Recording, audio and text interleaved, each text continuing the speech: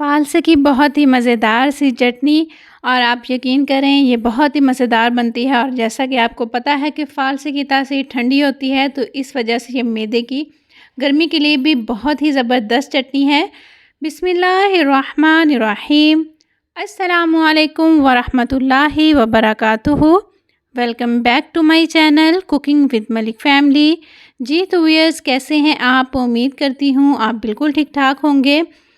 आज मैं लेकर आई हूँ आपके लिए बहुत ही मज़ेदार, बहुत ही आसान तरीके से फ़ालसे की चटनी की रेसिपी। बहुत ही खट्टी मीठी और मज़ेदार बनती है। तो चलिए आइए हम इसको बनाना स्टार्ट करते हैं। बिस्मिल्लाहिर्रहमानिर्रहीम। सबसे पहले हम एक कढ़ाई में ले लेंगे फ़ालसे। मेरे पास फ्रोज़न हैं ये फ़ालसे, अगर आपके पास फ़्रेश हैं तो आप फ्रेश भी डाल सकते हैं।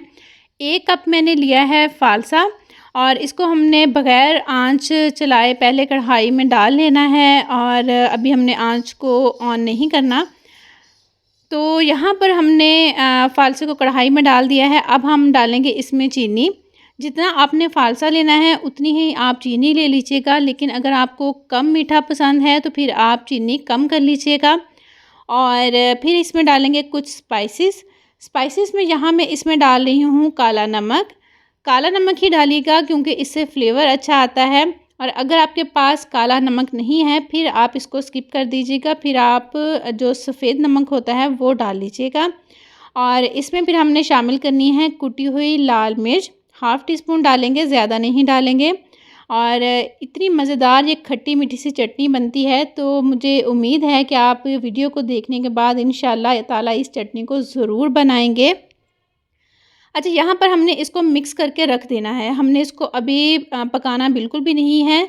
यहाँ पर ये फ़ालसे जो हैं चीनी के साथ मिलके पानी छोड़ेंगे और मज़ीद हमने पानी इसमें नहीं डालना। जो चीनी पानी छोड़ेगी उसी पानी में ही हमने इसको पकाना है। अगर आप इसको 1.5-2 घंटे का स्टे दे देंगे तो ये बहुत ही अच्छा सा वाटरी सा हो जाएगा, जिसकी वजह से हमें मज़ीद पानी डालने की ज़रूरत नहीं पड़ेगी। तो यहाँ पर ये आप देखिए कि ये चीनी ने पानी छोड़ना शुरू कर दिया है।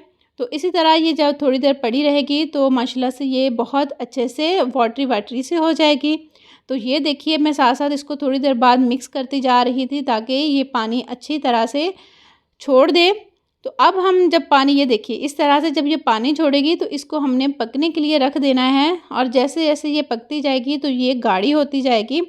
और जब ये आपको नज़र आए कि थोड़ी-सी ये गाढ़ी होना शुरू हो गई है तो आपने इसमें शामिल कर देना है सिरका। सिरका शामिल करने से ये होगा कि ये 5-6 माह बिल्कुल भी ख़राब नहीं होगी। और साथ ही मैंने इसमें डाले हैं वाइट तिल और थोड़े से मगज़, जो चारों मगज़ होते हैं मिक्स, वही मैंने डाले हैं और वाइट तिल डाले हैं। और इससे ये होगा कि इसकी लुक बहुत ही ज़बरदस्त हो जाएगी। तो आप भी इनको ज़रूर डालिएगा। और यहाँ पर हम इसको पकाएंगे और साथ-साथ हमने स्पैचुला की मदद से या कोई भी चम्मच आपके पास है उससे इनको थोड़ा-थोड़ा सा आपने मैश कर लेना है। अगर आप नहीं भी करना चाहते तब भी कोई बात नहीं है। और बहुत से लोग इसको ग्राइंड करके भी बनाते हैं, लेकिन मैं इसको इसी तरह से बनाती हूँ क्योंकि ये इस तरह से दिखने में भी खूबसूरत लगती है और खाने में भी बहुत ही मज़ेदार लगती है। और जब आप इसको सर्व करते हैं तब तो माशाल्लाह से जिसको आप सर्व करेंगे वो ज़रूर आपकी तारीफ़ करेंगे और इसको खाने पर मजबूर हो जाएंगे। तो ये देखिए माशाल्लाह से फ़ालसे की चटनी गाढ़ी हो चुकी है। तो हमें बस इतनी ही गाढ़ी चटनी चाहिए। माशाल्लाह से हमारी चटनी बनके बिल्कुल रेडी है।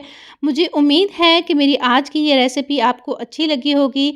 अच्छी लगी है तो please like, share and subscribe ज़रूर कर दीजिएगा। और जाते हुए हमेशा की तरह आपसे यही कहूँगी, खुश रहें, खुशियाँ बाँटें और लोगों के लिए आसानियाँ पैदा कीजिए।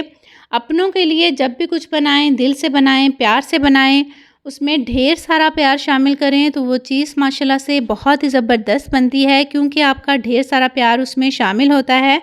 अल्लाह ताला की ज़ात आपके, मेरे और हम सब के रिज़्क़ में ढेर सारी बरकत अता फ़रमाए, आमीन। अपना बहुत सा रखिएगा ख़याल, मेरा कीजिएगा इंतज़ार। मैं आऊँगी इंशाअल्लाह ताला किसी नई और अच्छी सी रेसिपी के साथ। तब तक के लिए अल्लाह हाफ़िज़।